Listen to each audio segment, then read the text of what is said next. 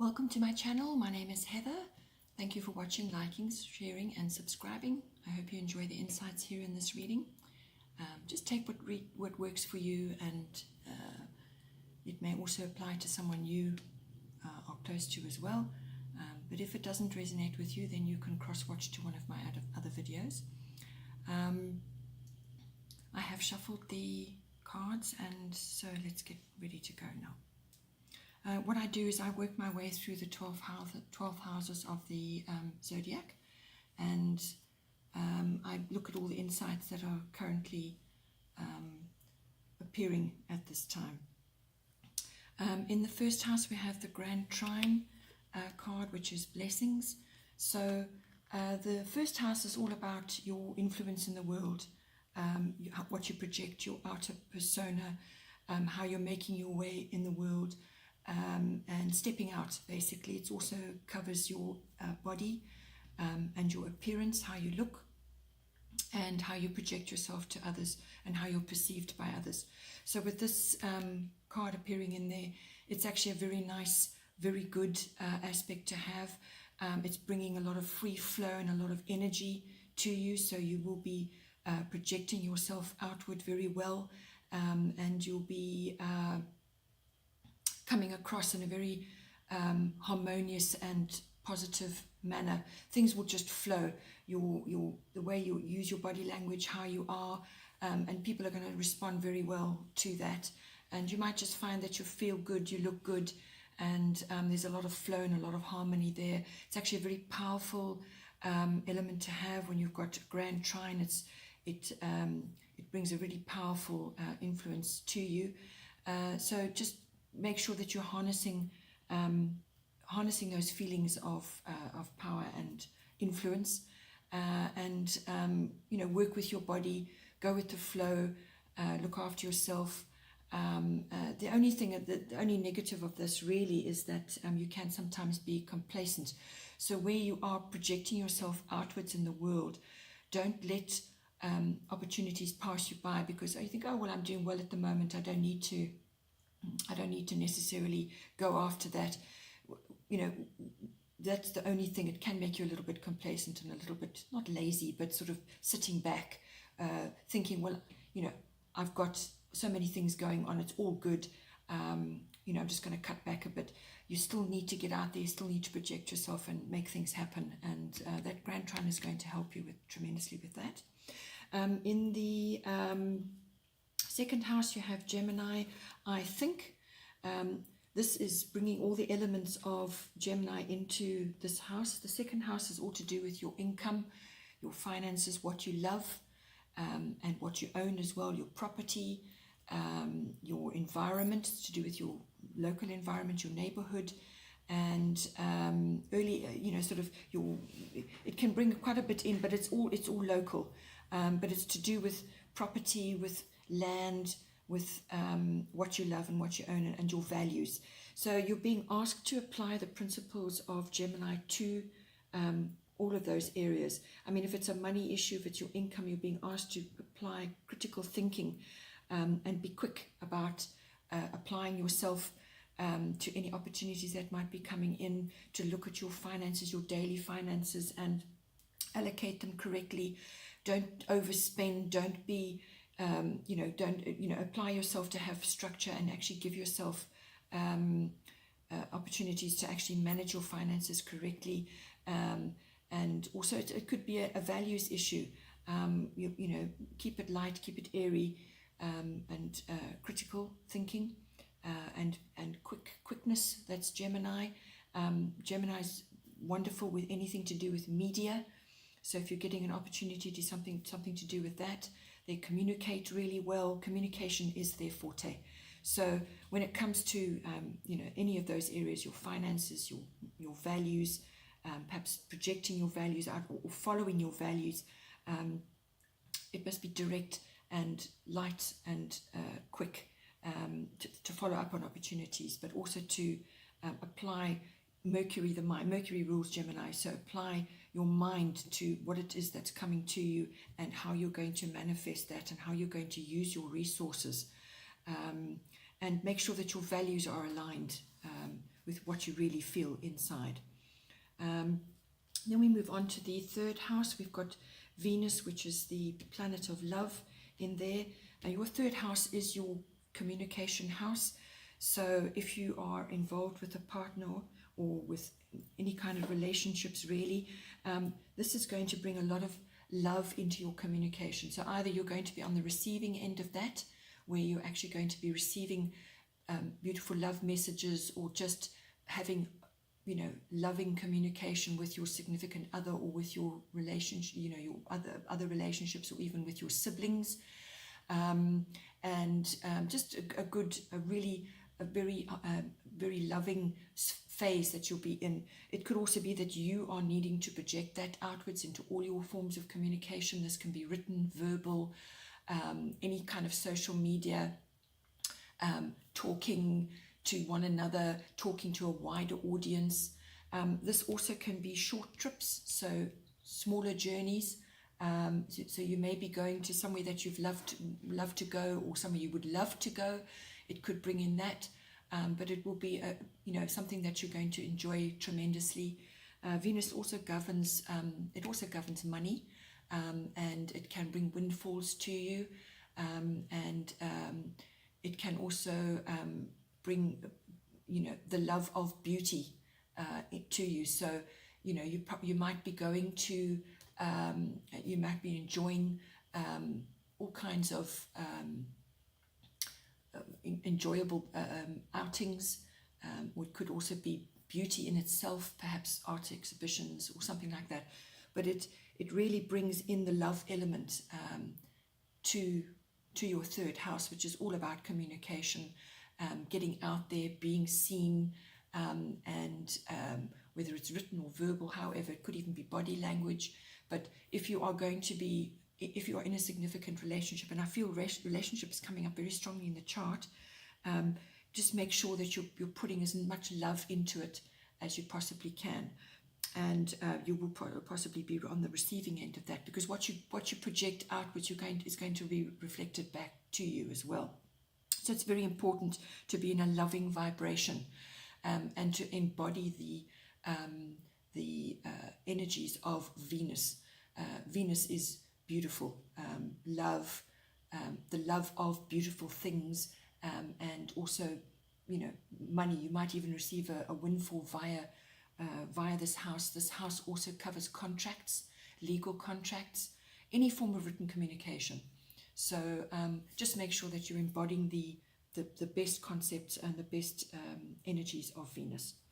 Then in your fourth house, we have Sun and Spirit, and this is a very nice, very warm, very energetic aspect to be having in your fourth house. Your fourth house is all to do with your home, and also your family and your roots and your foundation. So there's going to be warmth, and you're going to be putting your essence into your home. So if you're going to be changing things around, just harness all your fieriness into that, and make sure it reflects how you feel internally, your spirit, your typical Aries nature.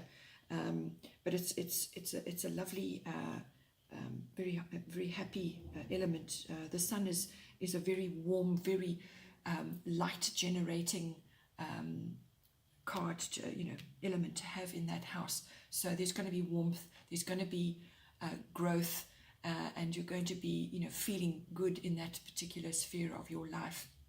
And if you are changing something, then make sure you're bringing your spirit into it to actually liven things up, to actually lift the energies in your home. And if you're changing home, it's a very good element to have.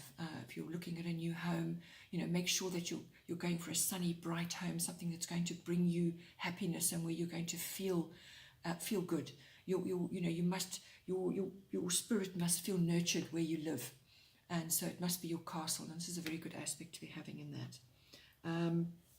Then in the fifth house, we have Mercury retrograde, which is the card of reinvention. And this is when Mercury goes retrograde, it appears to be going backwards in the sky.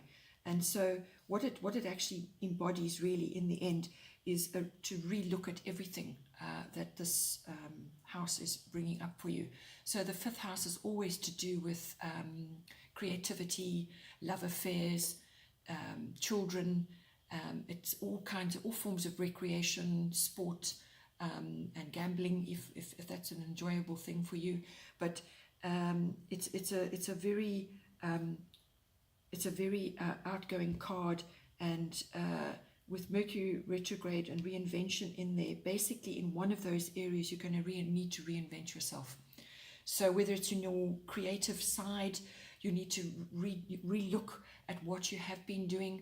What worked for you before may not work now. You need to actually look at it and repackage it, reformulate it, come up with new ways to express yourself.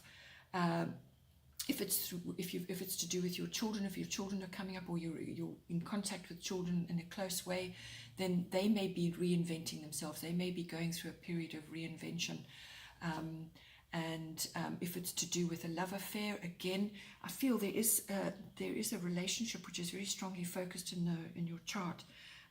It's appearing in your third house, which is your relationship house. It's appearing elsewhere, and it's coming up in your house of love affairs as well. So whatever it is, if it's a love affair, then you're going to need to reinvent it. So the form that it was in before, whatever it took, however it felt for you, needs to be reinvented. So something may have occurred, and now you've got to look at it again, and you've got to start again, and you've got to move in a new direction with your significant other. And with the fifth house, if you're in a relationship, you go from the fifth house. The next stage is the seventh house. This is the deeper commitment between you. The fifth house is the lighter, flirtier, having fun, love affairs. It's much light. It's more like the honeymoon phase of a relationship. So it needs to be reinvented. It needs to be looked at, whether it's in communication with the partner, but it needs to be reinvented, and the whole thing looked at and moved forward in a different direction. And if it's to do with sport and recreation, whatever, having fun, whatever that is, again, whatever has worked for you before needs to be looked at and reinvented. Then we've got the sixth house, which is got Virgo. I analyze in it, and this is all to do with work, projects that you're working on, your routines, your colleagues, and your workplace. It's also to do with health, and it's also to do with pets.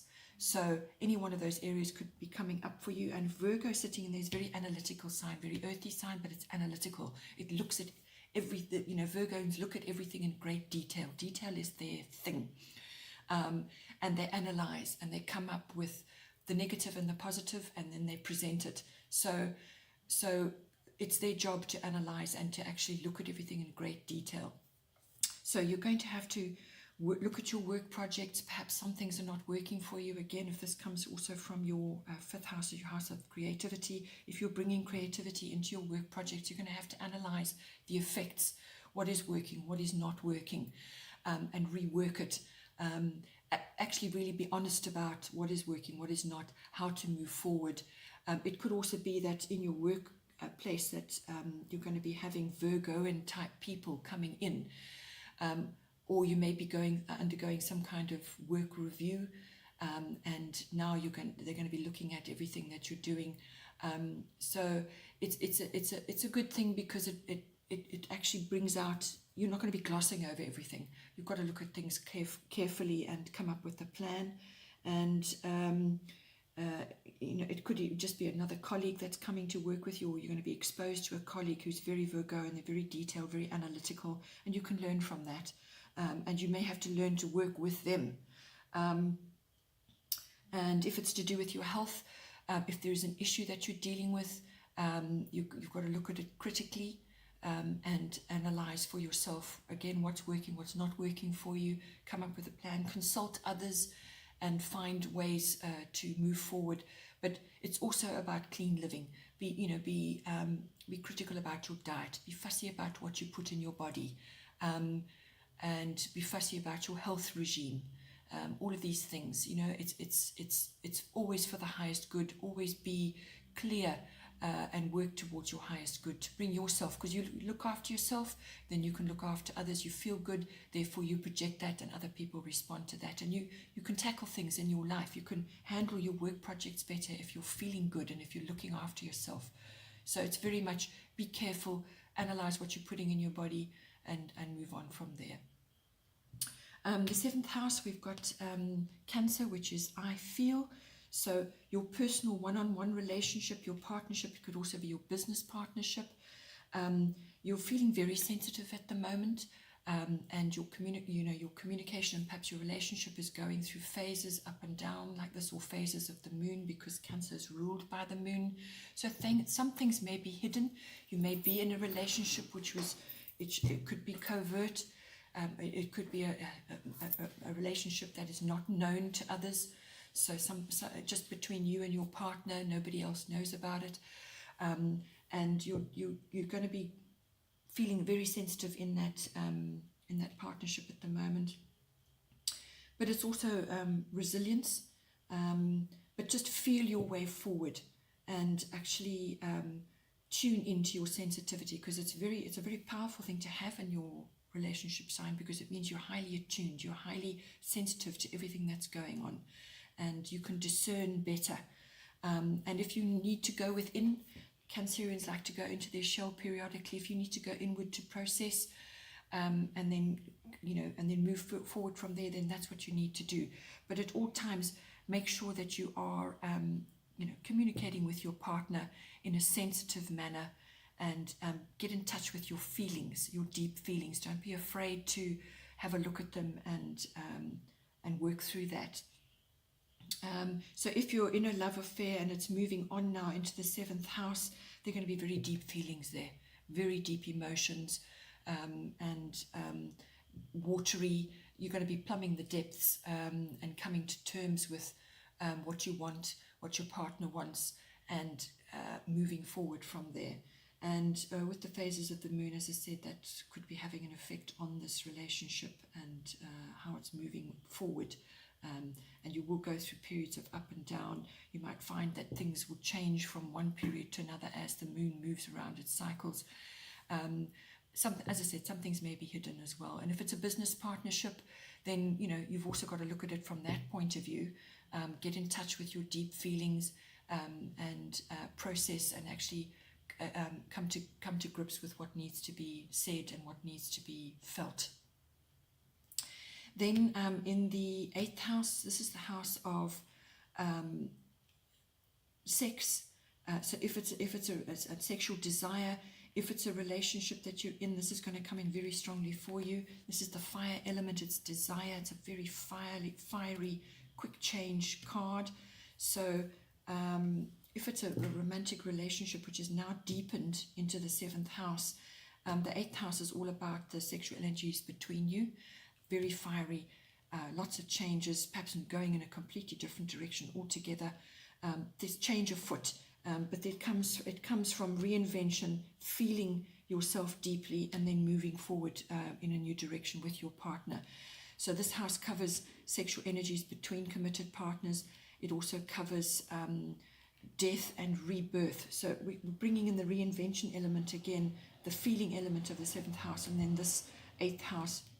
So whatever relationship you were in, the aspects of it have changed. So you've come through something, and you're now in a different landscape altogether. Whether that your partner is leading, or you're leading, or you're doing it as a conjunct, the things will be different. But there's a lot of sexual energy, a lot of fiery, a lot of passion energy there. And just don't go off the deep end and lose track of yourself in that and get carried away. Harness the energies of that, enjoy it, and put those energies to good use. This house also covers, as I said, reinvention from a point of view where something died and something new is coming out. This can also be to do with just yourself in general, embarking on a new path. It could also cover, the house also covers big finance, like insurance, taxes, legacies, inheritances, and other people's money. So if you're managing other people's money, there's a lot of desire and a lot of energy going into that. Just make sure you're steering it correctly, not getting carried away. And there could be some quick changes going on there, maybe investments, something surges and changes everything overnight. So just make sure that you're harnessing the best parts of that. It's a fiery element, lots of action, lots of movement, lots of passion, lots of energy. And also putting, if it's to do with big finance, make sure that you're redirecting that fiery element correctly, and not doing impulsive things and going off the deep end. Make sure that you're channeling those monies correctly. And also, because if you're dealing with money on behalf of others, it's very important always to be in your integrity and to be managing things on their behalf in the highest and best possible way. It could also be bringing in a lump sum or some kind of inheritance or some kind of money which is going to shift things for you as well. But I feel it could be to do with a lot with a relationship currently that you're in, because it's showing up in several aspects of your life, and so bringing a lot of passion in there. Then we've got the 9th house, which is to do with long distance traveling. It's opposite the 3rd, which is short distance. This is long distance travel, international travel, anything foreign, imports, exports. If it's to do with the business, it's higher learning, it's religion, it's philosophy. Higher learning being like universities and colleges. It's also to do with the media and publishing and the higher courts. And you've got Uranus showing up there, which is genius. Uranus is the bolt of lightning that strikes. So something very unexpected could come up in this 9th house. So very unexpected. It's very swift, quick change, like a lightning bolt. You could get an incredible idea. You could get an incredible opportunity.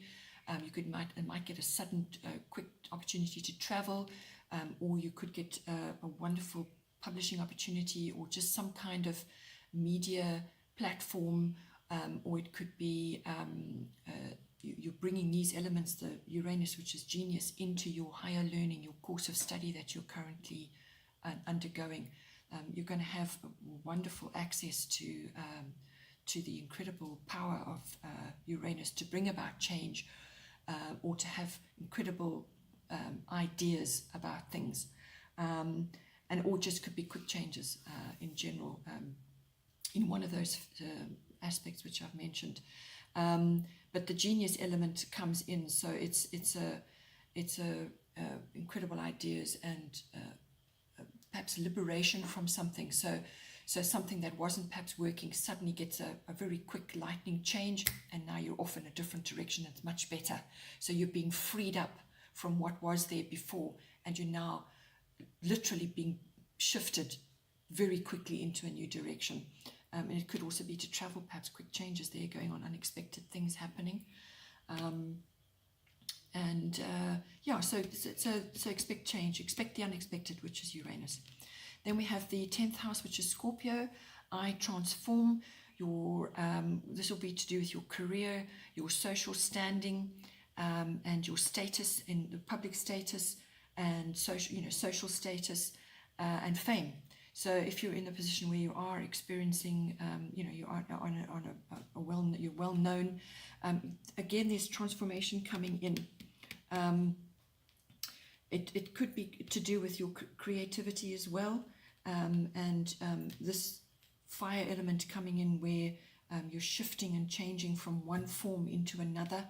It's quite dramatic, and Scorpio is again very dramatic. So you're taking your career as it is, and or multiple careers if you're doing more than one thing, and you're transforming it. You're actually recreating, reinventing, going in a new direction, using your genius faculties to actually bring this about. So it's going to transform your current social standing as well. So you could go from being just a person doing one thing to now suddenly on a much broader platform where you're exposed to many more people.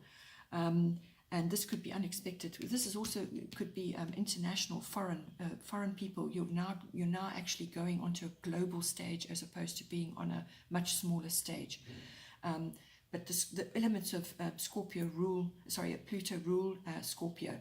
So it's transformative. Whatever is going on in your career and your social standing and your and your public status is going to be really dramatic and very quick. Possibly as well, taking all these other elements. It may have been brewing for a long time. It might have been something you've been working on for a long time, but you've never actually put it in the spotlight. Now it's in the spotlight, and you're going to be exposing yourself to a much more international platform and changing your direction and using your reinvention abilities. And you're going to be harnessing your Virgoan aspects there to actually harness your work projects. So it's very much a transformative influence from relationships and also from your career, what you're physically doing, your work projects, if you're juggling more than one thing. So you actually need to apply those transformative abilities to this whole platform. And then leading on from that, we've got the 11th house, which is all to do with your friends, your networks and your groups.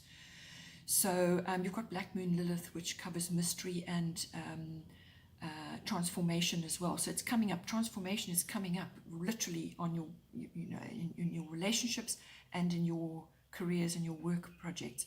Your Black Moon Lilith is something that has perhaps been hidden before is now coming to light. So it could be to do with a friend. There could be a bit of bitchiness going on there, a bit of revenge, a bit of dark feminine coming in where things are moving under the surface that you're not fully aware of, and then suddenly it comes to light. Or it could just be that your networks that you're part of are undergoing a transformation, and things may not have been clear before, and now suddenly the fog is starting to lift a little bit, especially with Scorpio sitting in your 10th house as well. It could just be your networks which are connected to your career is now becoming clearer. You're now actually you're now going to see things, but if it's to do with friendships, you may be seeing something now that you never noticed before, and it might be a little bit uncomfortable for you. You could be in the thick of some kind of issue between your friends, but it's a little bit dark. But it does bring the mystery in, but it can also harness magic for you. So something magical could be lurking, and it could be about to emerge, and it's going to affect your networks, your groups that you're members of, it's going to, it's not a time to give up on your dreams and your hopes and your wishes, which is the other element of this house. It's not a time to give up on that. You've got to stand strong and just weather the storm a little bit there. But you're going to, it's bringing in the elements of transformation and a little bit of mystery and magic, and you could be moving into new circles as well. And also the other thing I'm just thinking about for the 9th house for Uranus. Uranus brings in all advanced tech, any kind of advanced technology, electronics. So for your 9th house, which is affecting the others as well, you could be being exposed to advanced tech, or having to grapple with advanced tech to bring about your 9th house desires, which is international travel and your publishing and your media and your higher learning. You're going to be exposing yourself to other, or you're going to be coming into contact with other more advanced tech, and all of these things are spilling over into your transformation of your career and your relationships. Then in your 12th house you have Pisces, I believe. There's a lot going on subconsciously. This is your subconscious house. It's also the house of all kinds of institutions, whether you're a higher learning institution or whether you're going through any kind of governmental hospital, could even be prisons, any kind of institution. You may be coming into contact with somebody who is going through that, or you're exposing yourself to that. You're working through some government department about something, or you could be visiting hospitals on behalf of somebody else, a friend or somebody, and it's what you learn. It's what you learn while you're visiting those places. It's also your psychic life, so you may be undergoing quite a bit of reorganization, especially when it comes to your relationships. There's a lot of, your 12th house also covers your relationships. It's the unconscious things going on. It could also be it's the house of endings and new beginnings. So there could be, as again, it's coming up, something is ending and something is being rebirthed out of that. And the Pisces is a very imaginative, lovely sign from an imaginative and appreciation of beauty, and using those wonderful psychic abilities, but it can also be a little bit of confusion and not having clear boundaries. So if you're in a relationship where you need to define your boundaries, you need to really go deep within and define for yourself what is going to work, obviously in conjunction with your significant other. You have to work together if you want to move forward into a new landscape. So whatever was there before is now changing. So now you have to move forward into a new way of life in your relationship or even in your career. And there's an element of surrender in Pisces, which is its own 12th house, is its home house. So there's an element of surrender and belief there. So you have to believe that things are going to get better. You're going to have to believe that you're on the right path. If it's a twin flame or a deep soul connection, this is very significant for that. It means that there's a tremendous amount going on, maybe all beneath the surface. There may not be physical evidence of it, but if there is somebody coming into your life, and this feels very much like that kind of connection, a really deep connection, there's going to be a fair amount of surrender and going with the flow there, but not becoming a doormat. You've got to examine your unconscious beliefs, your unconscious drives, and see where perhaps you could be a bit more flexible and meet your person in that sphere. But it does bring in the elements of not having enough boundaries, feeling a little bit confused, and just allowing yourself to be dissolved, if I can put it that. You still have to have a sense of self. So, and going with the flow, which is your sense of self here. Don't lose yourself in the connection. Stay strong to who you are, but